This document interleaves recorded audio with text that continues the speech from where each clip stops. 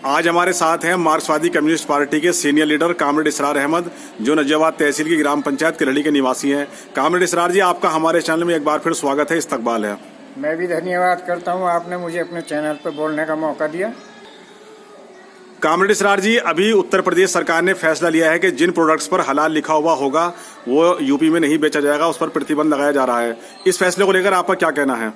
देखिए, मैं यूपी सरकार की इसमें धन्यवाद करता हूं कि उन्होंने ये फैसला लिया है, लेकिन आप इस फैसले का स्वागत कर रहे हैं, लेकिन एक सवाल ये भी है कि ये जो डिसीजन लिया गया है ये सिर्फ उत्तर प्रदेश में ही क्यों लिया गया है, जबकि भाजपा का नारा है कि सबका साथ सबका विकास। तो आपका क्या कहना है इस फैसले पर? नहीं, सबका साथ सबका विकास, सबका साथ, ये नारा तो भाजपा का है, लेकिन यूपी में क्यों है ये कानून लागू?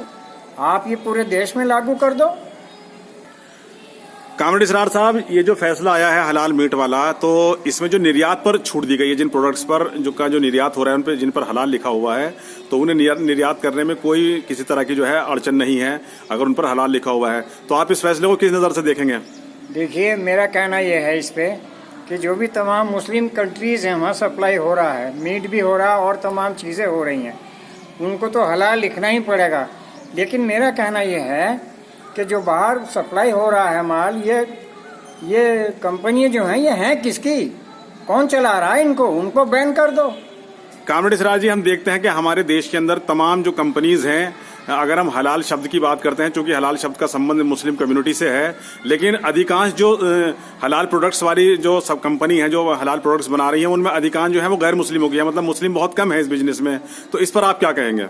नहीं, इसमें कोई ये वास्तविकता है? इसमें तो गिना चुनी के लोग मुस्लिम होंगे, अदरवाइज तो इसमें 90-95% जो है वो सब मतलब अगर कम्युनिटी के लोग हैं जो इनको चला रहे हैं। कामरेड इसरार जी, एक शब्द है हमारे इंडिया में प्रयोग होता है अल्पसंख्यक माइनॉरिटी, लेकिन आम तौर पे जो आम जनमानस है वो अल्पसंख्यक से सिर्फ मुस्लिम को समझता है कि मुसलमान अल्पसंख्यक हैं, जबकि अल्पसंख्यक अन्य कास्ट के लोग भी हैं, अन्य उसके धर्म और मतावलंबी भी हैं।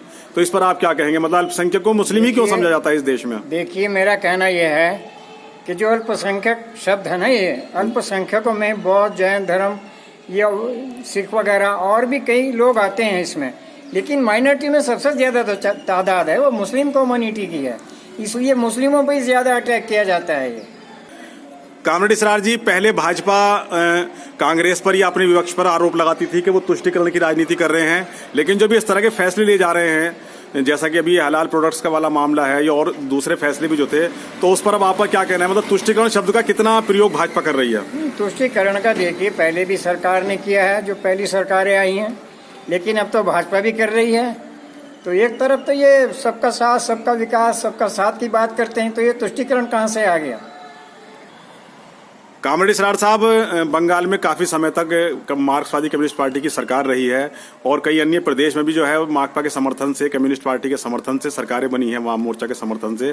तो वहां इस तरह की कोई समस्या नहीं है, खाने पीने के सामान को लेकर, हलाल या झटके को लेकर कोई इस तरह का मसला नहीं है। तो इस पर आपका क्या कहना है? देखिए, मेरा कहना यह है इस पे, बंगाल में हमारी 34-35 साल गवर्नमेंट रही, केरल में मौजूदा गवर्नमेंट हमारी है माकपा की, और त्रिपुरा में भी हमारी गवर्नमेंट रही है।